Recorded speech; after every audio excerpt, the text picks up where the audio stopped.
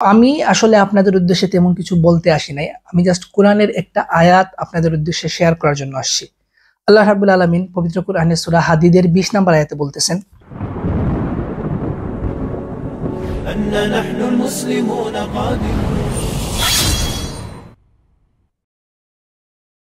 এই জেনারেশনের smartest type of পপুলেশনের মধ্যে আমার কাছে দুইটা টাইপের পপুলেশনকে খুবই স্মার্ট মনে হয়। এরা খুবই ইন্টেলেকচুয়াল হয়ে থাকে। তাদের মধ্যে একটা টাইপ হচ্ছে যারা স্পোর্টস ফ্রিক। এরা আসলে স্মার্ট এন্ড ইন্টেলেকচুয়াল। কিভাবে? ধরেন দেশ থেকে যদি শুরু করি, আপনি সাকিব বা তামিমের ফ্যান।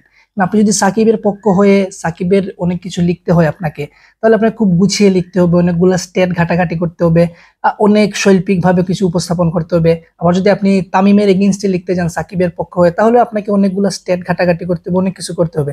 বা ধরেন আপনি প্রিমিয়ার লিগের ফ্যান বা প্রিমিয়ার লিগের কোনো ক্লাবের ফ্যান, কিংবা আপনি চ্যাম্পিয়ন্স লিগের কোনো ক্লাবের ফ্যান, আপনি একদম টপ টু বটম সব আপডেটেড নিউজ রাখতেছেন, কিংবা আপনি অপোনেন্ট টিমকে বেশিং করতে যাইতেছেন। তো মোটামুটি সবগুলা ক্ষেত্রে আপনাকে অনেক ইনফরমেশন রাখতে হয় বা অনেকগুলা জিনিস কভার আপ করতে হয়।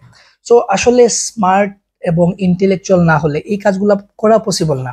আরেক টাইপের মানুষ আছে যারা ধরেন বিভিন্ন কালচারাল প্রোগ্রাম বা কালচারাল অ্যাক্টিভিটিস এগুলা যারা অর্গানাইজ করে বা এইগুলাতে যারা খুব বেশি অ্যাটাচড, তাদেরকেও আসলে অনেক স্মার্ট হইতে হয়, না হলে এই কাজগুলা অর্গানাইজ করা যায় না। তো আমি আসলে আপনাদের উদ্দেশ্যে তেমন কিছু বলতে আসি নাই। আমি জাস্ট কোরআনের একটা আয়াত আপনাদের উদ্দেশ্যে শেয়ার করার জন্য আসছি। আল্লাহ রাব্বুল আলামিন পবিত্র কোরআনের সূরা হাদীদের 20 নম্বর আয়াতে বলতেছেন, তোমরা জেনে রাখো যে দুনিয়ার জীবন ক্রীড়া কৌতুক, শুভা সৌন্দর্য, তোমাদের পারস্পরিক গর্ব অহংকার এবং ধন সম্পদ ও সন্তান সন্ততিতে আধিক্যের প্রতিযোগিতা মাত্র। এর উপমা হলো বৃষ্টির মতো, যার উৎপন্ন ফসল কৃষকদেরকে আনন্দ দেয়। তারপর তা শুকিয়ে যায়, তখন তুমি তা হলুদ বর্ণের দেখতে পাও। তারপর তা খড়কুটায় পরিণত হয়। আর আখিরাতে আছে কঠিন আযাব এবং আল্লাহর পক্ষ থেকে ক্ষমা ও সন্তুষ্টি। আর দুনিয়ার জীবনটা তো ধোঁকার সামগ্রী ছাড়া আর কিছুই নয়।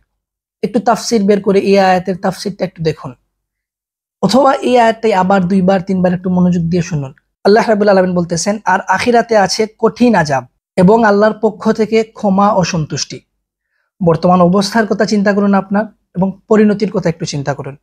আল্লাহ রাব্বুল আলামিন আমাদের সবাইকে সঠিক বুঝদান করুন।